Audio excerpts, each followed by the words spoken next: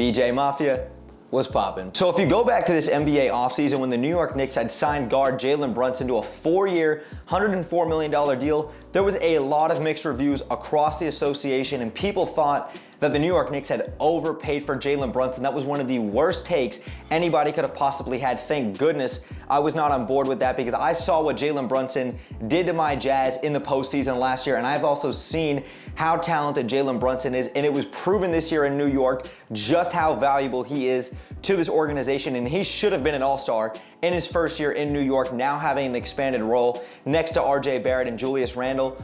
But as you guys can see from the title of this video, this is not just Knicks for clicks. This is my honest thoughts and opinions.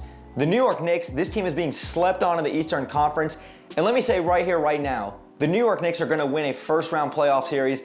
They're going to beat the Cleveland Cavaliers in this year's first-round playoff series. Now, Knicks fans and NBA fans, before I actually talk about the Knicks and why I believe in this team so much, if you guys could, before we start the video, man, make sure that you guys drop me a thumbs up. It takes 1 second and it helps me the channel out tremendously. And if you guys are new here, consider hitting that subscribe bell to stay tuned for more NBA content that I do here on YouTube. And make sure that you guys go follow me on my socials, especially on Twitter. I'm very active and I'm on there every single day. Now let's actually talk about the Knicks in today's video. Now, the first reason I believe in the New York Knicks so much and why I believe this team is being slept on is because of point guard Jalen Brunson. I already briefly talked about him, but we're gonna really talk about just how great Jalen Brunson has been for this Knicks team this season. So when you look back at Jalen Brunson and his time with the Dallas Mavericks, he was always a very solid guard next to Luka Doncic, but he was never gonna get the opportunity playing next to Luka Doncic, who is a young superstar in the game, but his usage rate is through the roof. Jalen Brunson, when it came time for him to put the team on his back and to really be that second option next to Luka Doncic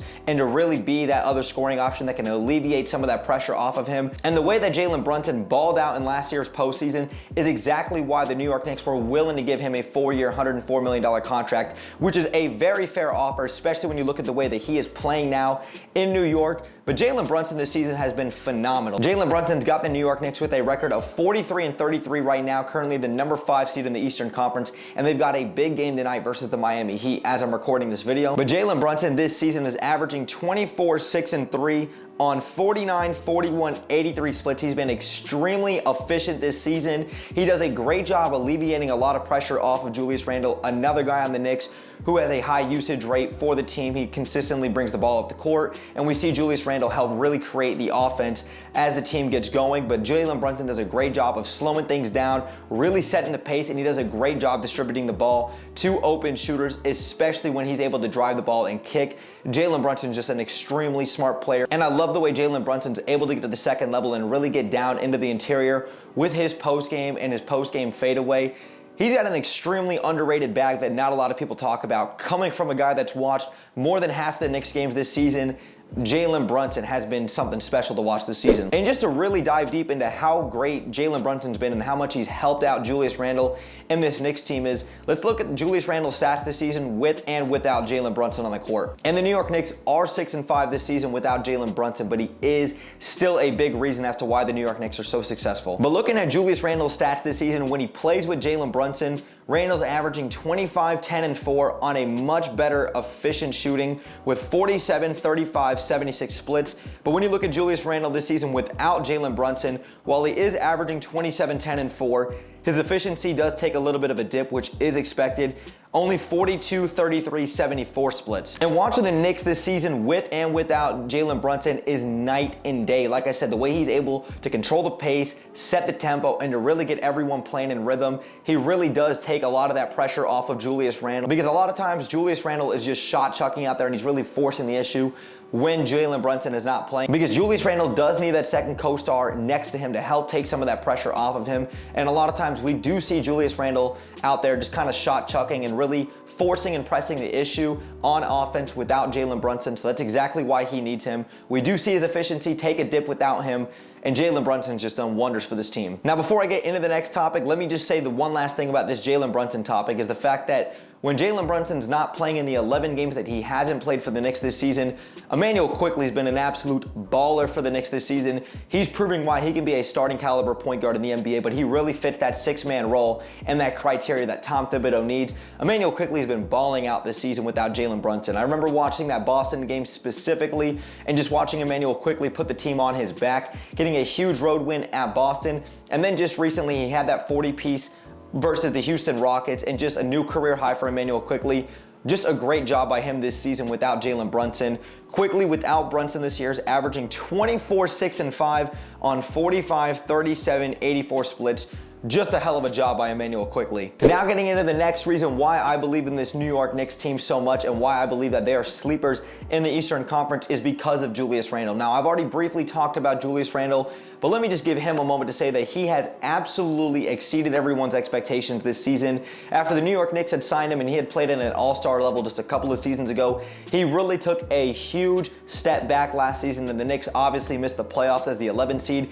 But Julius Randle has really redeemed himself, and since the All-Star break, Julius Randle's been really hitting his stride, and he's been playing on an absolute another level. He's averaging 28, 7, and 4 on 46, 36, 77% splits, and he's had some huge notable performances post All-Star break. He had that 46-piece coming right out of the gates, out of the All-Star break versus the Washington Wizards. He had that 43-piece versus Miami, and he hit that game winner down in South Beach, and then he also just had a 57-piece versus the Minnesota Timberwolves. What I've seen from Julius Randle, not just post All-Star break, but from him this season, he's really matured. He's really taken the time to slow down, and he's not making a lot more ill-advised passes. He's a lot smarter in the pick and roll, and he's not just pressing the issue, like I said. He's really taken a lot more onus of this offense, and you have to give a lot of credit to Jalen Brunson for helping alleviate some of that pressure off of him, and also just having another year under his belt under Tom Thibodeau with this core and this nucleus that the New York Knicks have now had for the last couple of seasons. You gotta give a big shout out to Julius Randle for the way he's transformed his game this season. And now getting into the last reason why I believe in this New York Knicks team so much is because of their depth. A lot of people want to talk about how deep the Boston Celtics are, and rightfully so. How deep the Philadelphia 76ers are. How deep the Milwaukee Bucks are, and rightfully so. This New York Knicks team has a lot of depth, a lot of great young pieces that I still believe in, and it starts with Immanuel Quickley, to me, outside of their two all-star caliber players in Jalen Brunson and Julius Randle. Immanuel Quickley, like I said, when he's thrusted into that starting lineup, he is proving that he can be a starting caliber point guard in the NBA, but he fits that six-man role. He's an absolute bucket. He's got the green light for the New York Knicks, and I've loved what I've seen from Immanuel Quickley this season, really taking on and embracing that role, and he's been phenomenal this year. And then you look at RJ Barrett, who's not really panned out as the number 3 overall pick, and while it is extremely brutal to watch him sometimes, I will give RJ Barrett some credit and say that this last month of basketball, he's been playing a lot more consistent, and he's been playing a lot better. He's still not perfect. He still hasn't lived up to the number 3 hype, but I still think that it's a little too early for Knicks fans to give up on him.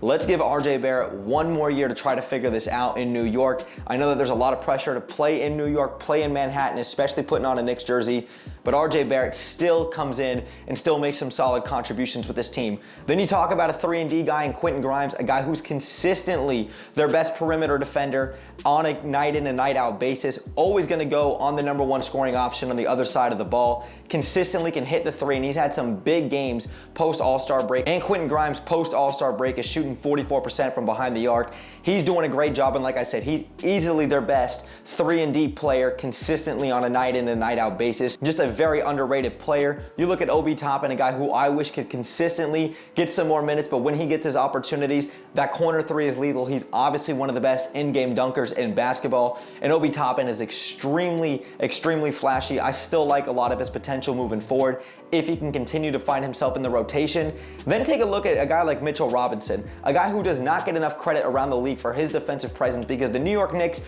with Mitchell Robinson defensively and without him, it is night and day without Mitchell Robinson. The Knicks defensive rating this season in 22 plus games without Mitchell Robinson is 119.3, but when Mitchell Robinson is on the court, they have 114.2 defensive rating. Like I said, it's night and day. Same thing with Isaiah Hartenstein. I hate that damn floater that he puts up, but otherwise, he comes in and he makes some solid contributions. Evan Fournier, Derrick Rose, these guys never touch the court, but otherwise, I just love what I see out of this New York Knicks team and this roster and their depth. And I also forgot to mention that getting Josh Hart, swapping him essentially for Cam Reddish, while Cam Reddish wasn't getting the minutes, and I wish it would have worked out in New York because I'm a big Cam Reddish guy, bro, Josh Hart has been an absolute baller for the Knicks. And it's nice to see that he's kind of found a home, and it's nice to see that Knicks fans have really embraced him. Now I'm gonna throw a little bonus topic out there as to why I believe in this Knicks team so much and why they are being slept on, because the only team I think that is definitive that would beat the Knicks in a 7-game series, and we're assuming all health, is the Milwaukee Bucks. Do I think that the Boston Celtics would beat the Knicks in a series? I actually don't. I have the Knicks in 7. I think that what I've seen from the Knicks this season, especially with the way that they match up with Boston's physicality, Boston would lose that series in 7. People would write the Knicks off. The Knicks would beat the Celtics in 7, but that's just me. And you look at the Cleveland Cavaliers, they're gonna be the 4 seed, the Knicks are gonna be the 5 seed. Most people are gonna pick the Cavs to win that series, and rightfully so, and we know Donovan Mitchell is an all-time playoff performer, and it would honestly be ironic if the Knicks got beat by Donovan Mitchell, but I got the Knicks winning that series in 7. The way that they can match up with teams, even though the Cavs have the #1 defensive rating in all of basketball, there's something about this Knicks team that I finally believe in, and I said that they have a backbone, they have an identity, and they have 2 guys that I consistently believe in, especially with their depth. They're beating the Cavs in 7. Then you look over at the Philadelphia 76ers. If they get that matchup in the second round, maybe they even get that matchup in the first round if the seedings work out that way, I still think that the Knicks can go out there and beat them. I've seen the Knicks be competitive every single night because this Knicks team is damn good. They're going to win a playoff series. I'm putting my foot down on it. The Knicks are going to win a playoff series. They're going to beat the Cavs in 7, and they have a legitimate shot to go to this year's Eastern Conference Finals, and we're assuming all health. But Knicks fans, NBA fans, I got to hear your guys' thoughts in the comments down below. What do you guys think about the Knicks being slept on this year? And what do you guys think about me saying that the Knicks are going to win this year's first round playoff series versus the Cleveland Cavaliers? Give me the Knicks in 7. Let me know your thoughts in the comments down below. But if you guys enjoyed today's video, man, make sure that you guys drop me a thumbs up. It takes 1 second and it helps me the channel out tremendously. And if you guys are new here, consider hitting that subscribe bell to stay tuned for more NBA content that I do here on YouTube. And make sure that y'all go follow me on my socials, like I said, especially on Twitter. I'm very active and I'm on there every single day. The link tree will be in the description down below. But thanks again for sticking around throughout the whole video. Brett James, aka BJ. I'm out, y'all. Peace.